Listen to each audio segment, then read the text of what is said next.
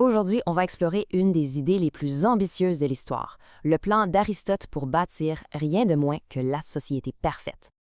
OK, alors on plonge. Tout part d'une question qui peut paraître simple, mais qui est la base de tout. C'est vraiment la question au cœur de toute la philosophie politique d'Aristote. Pour lui, une cité, une société, c'est bien plus qu'un paquet de monde qui vit au même endroit.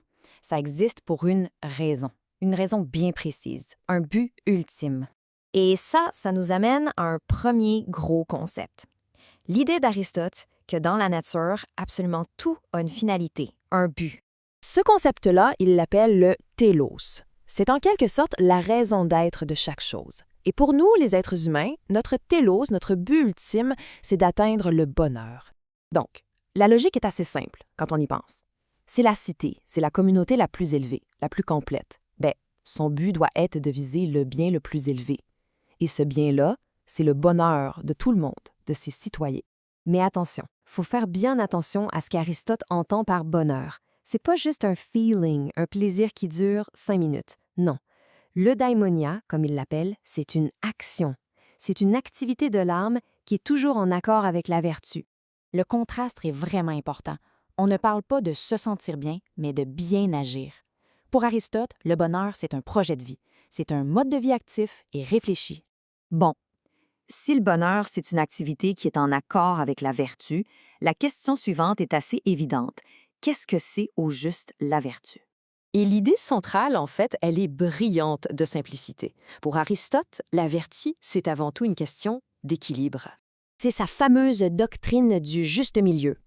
La vertu, c'est toujours le point d'équilibre parfait entre deux extrêmes, qui, eux, sont des vices.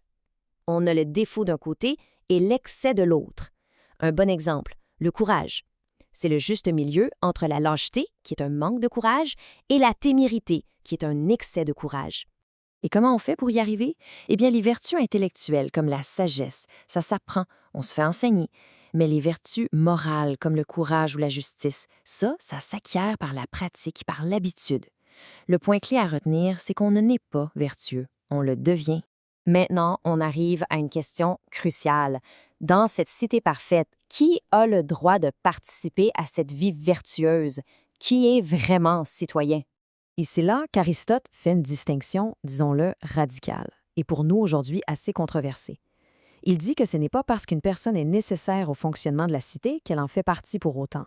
En gros, il divise les habitants en deux groupes. D'un côté, ce qu'il appelle les conditions. Ce sont les agriculteurs, les artisans, les marchands. Eux, ils s'occupent de la survie matérielle. De l'autre côté, il y a les partis. Ça, ce sont les vrais citoyens, ceux qui participent à la vie politique et à la quête de la vertu. La raison derrière cette exclusion est assez directe. Pour Aristote, le travail manuel, c'est un esclavage. Ça asservit l'esprit aux besoins du corps. Il pense que ce genre de vie ne laisse tout simplement pas le temps ni l'énergie de développer sa vertu. C'est là qu'un concept fondamental entre en jeu, la scolée, qu'on peut traduire par loisir. Mais attention, on ne parle pas de divertissement, on parle du temps libéré des nécessités de la survie. Ce temps précieux, c'est ce qui permet de s'engager en politique et de réfléchir. Alors, comment la cité fait-elle pour fabriquer activement des citoyens vertueux? On passe à l'outil numéro 1, l'éducation de l'âme. Aristote propose un système d'éducation publique, le même pour tout le monde, qui suit un ordre bien précis. D'abord, on entraîne le corps. Ensuite, on discipline les désirs, les appétits, par l'habitude. Et c'est seulement après tout ça qu'on développe l'esprit, la raison. Et là, on arrive à ce qui est peut-être le plus surprenant dans son plan. C'est le rôle absolument central qu'il donne à la musique.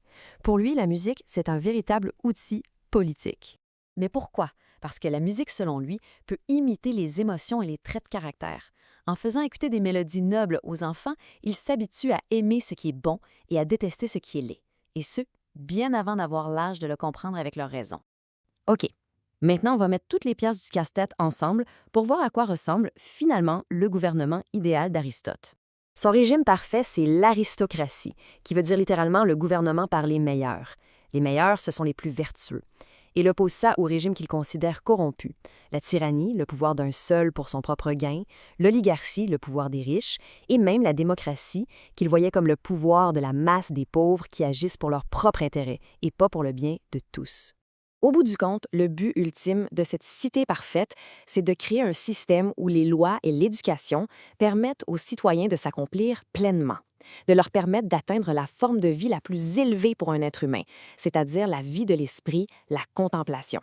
C'est fou de penser que ce plan-là a plus de 2000 ans. Et pourtant, il nous oblige à nous poser une question qui, aujourd'hui encore, est absolument fondamentale.